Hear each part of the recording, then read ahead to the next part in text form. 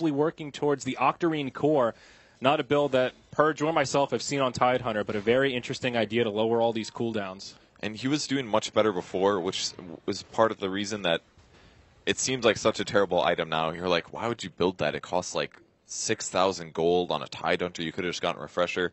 Well, I mean, you can disassemble the Arcane Boots. That part's pretty cool, but you don't really have the mana to do Mechanism and Refresh, because Mech is a huge percentage of your mana pool. So he was doing very well before. VP was winning their team fights, but just a couple clutch snowballs coming from ROTK, and eHome's in a big advantage now. Yeah, and they were trying to set something up in the bottom lane here with G hiding in the tree line, but the Ice Blast will fall a little bit short.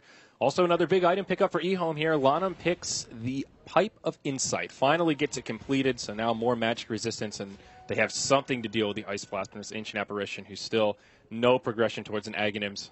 Hanging on to the gem for now, but that damage is really not scaling so well here, Purge. I don't even know if that's that big of a deal, though, because they all have BKBs at this point. Their cores do, at least. True. Lena and Razor, like, the Pipe was something we theorycrafted at the start. Like, wow, Pipe is really needed this game, but as it's going now, their disables are weak. They're basically reliant on a Ravage on 5 heroes to really guarantee the kill. And you can BKB that most of the time. These top tier players are going to see the blink coming. He'll blink in, they're going to pop their BKBs. At most, you'll stun 3 heroes. But you need to get all of them and get the follow-up damage for them to have a fighting chance in this game if they don't have the chain stuns. And they don't. They don't even have a blink on Rubik. He's just got a cloak. Yeah, they've also got a Shiva's now on Yang's Razor, so more item progression on that front. 1,500 gold on the Tidehunter. Still a little ways off that Octarine core. Looking for other items here, and not much has progressed except now a Blink Dagger on Lena. Can't forget about that Refresher that she's picked up. I'm not even sure if it's been shown to VP yet. Now it has. Yeah. If it wasn't, I think she'd been farming a creep wave a couple times. No, but we'll have to deal with double Laguna. I like this build a lot, actually. It's very common on Quap as well. You go Ags Refresher to get the double ult. Maybe a bit too mana expensive on Queen of Pain, but on Lena, especially if you have an Ags, man, that's double pure damage. You can do almost 2,000 pure damage to any hero. Yeah. Any hero that he gets within range on, he can just be like, pew pew, and then they die. Yeah, definitely. eHome, they're poking here. They want to take a fight, but they just can't find the right angle to make it happen, and they're still scared to charge up the high ground. Lena just used her Refresher. What? Oh, my. He swapped his treads positioning, and he was trying to tread switch. Oh, my. That's a mistake. Well, at least VP didn't see it. I guess that's the one silver lining there, but that's like he has 5,000 less net worth just now. Yeah. That is such an incredible mistake. Now he can only pew once. Yep. Well, he's going to be in the sideline here. Initiation comes out onto ROTK. He'll BKB straight away. I like that. That's good. Phobos in the front lines. Both teams slow rolling this. Snowball in. Really just poking here. Both sides totally afraid to commit. That was really well done by VP there. They got to get the mind games in them. Make them doubt popping their BKB. Because now RTK wasted his. He's going to get hit by the Ravage next one. Unless he snowballs it or blink dodges it. Well, it's already happened in one fight with a super sick snowball to dodge the Sonic Wave after a nice Ravage. Maybe he can do it again here, Purge. With that said as well, also mech being used on VP, so less heal coming for them if the team fight happens. But I think they're just going to delay this. I don't think eHome's entirely upset because he did refresh accidentally. Yeah. I like how CTY is killing these trees, though. That's very smart. That's an approach path for VP if they smoke out of their base. So cut those trees down, give them the vision needed when the smoke breaks. Yeah.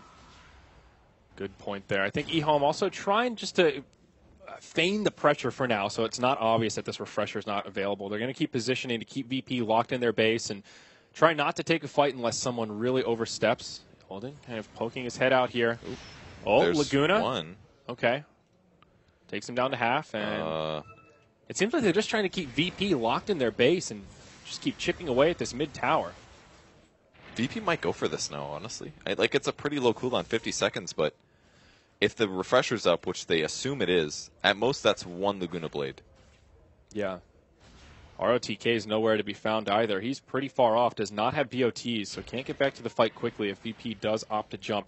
If you take a look at the vision here, Virtus Pro are completely locked in their base. They've got one ward down that they were able to put out on the low ground here, but they just have absolutely no idea what eHome are doing. They don't know if there's all 5 ready to jump into the base, if they're about to smoke into this top lane. They do have a sentry ward down to try and stay safe from that kind of a play, but DDC even snipes the ward to the side, and it's so easy for him because his range goes up to so much with Arctic Burn. So, they blink ward Ravage on 2 big ones.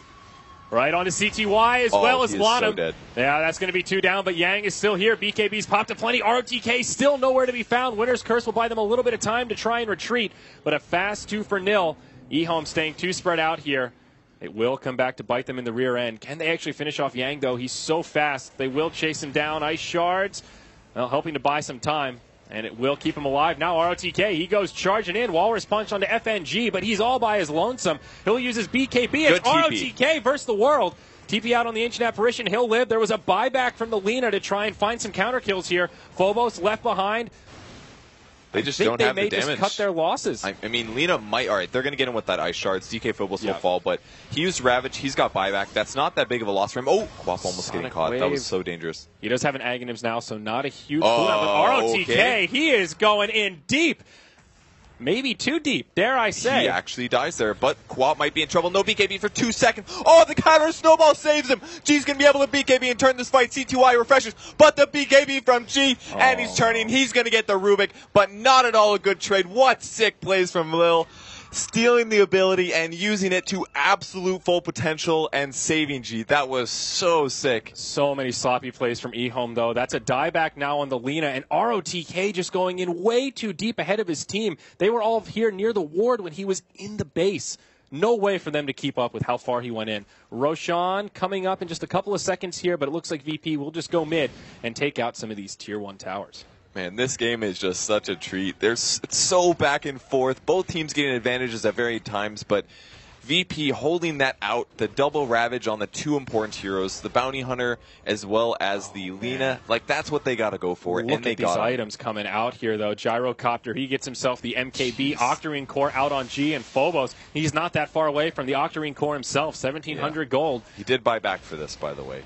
So they could go do the pushing. But that's not a big deal. Like, you don't really need that many more items on Tide. Obviously, Octarine Refresher would be God tier on Tide Hunter. They're going to get roached, too. But, oh, man. I mean, this Lina's still in the grave for another 50 seconds. They can easily do it. This is only Roche number 2, though. No cheese yet. Only hero moving is ROTK. And he's moving towards us. He's got a blink. He's the kind that likes to steal Aegis if he can. Will he make it? I'm not even sure he'll make it in time. It's going to be really close. I think he can get there in time. He could. But only if he goes straight for it. ROTK, does he go for it? I know he's manly, but how manly? Ice Shards come in. Oh, he stole it! Oh my God, he sniped Roshan. That bastard. Oh my God, that was this sick. Snaky devil right here. I can't believe that actually worked. That's incredible. 280 shard damage. And Roshan has like 80% spell resistance. It's actually so unlikely that he would be able to do that. He just guaranteed his team. That is a 2,000 gold swing that he just prevented. Just look at this gold graph. It was a 20K gold lead for eHome, back down to 10, and it'll bump up a little bit more once it updates for the Roche. But just speaking to how back and forth this game has been. I can't believe he did that. I don't even want to go on with this game, dude. That was so much gold. That's 1,000 gold spread across VP. That now goes to eHome. That's a 2K gold swing. That's equivalent to like 4 kills. That's like absolutely 2 or 3 kills. Incredible. He made it look so easy, too, as if he knew the exact timing, just strolled in, casual Ice Shards. Yeah, no problem. Easy 1,000 gold, boys. What's up? What a player. Now smoke from eHome in the mid lane. They may bump into VP here. Phobos on the high ground. Does have a Ravage ready and waiting. They don't have the Aegis, though. And they're doing the same thing. DK Phobos in the front looking to break the smoke. But they're wrapping around the side. Lil's actually not going to spot this, but he also has a Blink Dagger. They're putting their mobile heroes on the outside. Observe ward. Oh, they smoked themselves. All right, they're both smoked up here. Neither have been revealed yet. And eHome saw that. They put the Observer Ward down, the smoke happened. Now they're coming from the back. This is really bad for VP, especially if AA dies first. They need to get the Ice Blast off if possible. But the they Radiant don't chase. Smoke is about to expire, and it has. The creeps mid will expose this, and it looks like both sides. And now VP gets a turnaround. I mean, VP is still happy to go for this. We'll see if they actually do, though. They're may baiting be the Razor. A little bit cautious here. Here we go. Ravage just started off. Connects on 2. Follow-up Sonic Wave. Snowball again. Call down. Yang goes down first. ROTK with the BKB on. Could be in some trouble next. CTY on the back foot. Stolen Laguna. Comes out to take him down low. G wants to pursue, but can't get the kill. It's just a 1-0 to get things started. The missile's still following him, but he's got a Yule Scepter, so he should be fine. We even have DDC running over the cliff. He's got a Blink Dagger. Not bad. The Snowball almost saved mana. It just gave me flashbacks to that one fight where the Snowball absolutely saved the core hero. He used BKB, 5 seconds on Razor, and he's not that tanky. He needs more raw HP. He's got all this armor. He's got a BKB, but he's just dying to burst damage. Now all of a sudden it's the other way. The Octarine Core comes out for the Tidehunter. There are no buybacks available for eHome. They need to be so cautious here. They'll have to fight without their Razor for the next 30 seconds. They do have a glyph to try and reset and hold the barracks here. Laguna comes out. They chunk the gyrocopter. Well played by CTY, and that'll be enough to repel Virtus Pro, at least for now. ROTK doing ROTK things. He wants to go in. He doesn't blink. He just snowballs forward to try and buy some time. His team desperately trying to catch up. Oh, Lil's in trouble. He's got a blink in 1. Blink, blink. Oh, he gets hit. He's dead now. LSA will connect. Walrus punch as well. Down he goes. FNG in a little far forward here. Oh, Sonic Wave from G connects on 2. FNG low, but the mech buys him some time. Snowball to reset once more. All across right into Phobos. That'll finish off Lena as well as the winner Wyvern.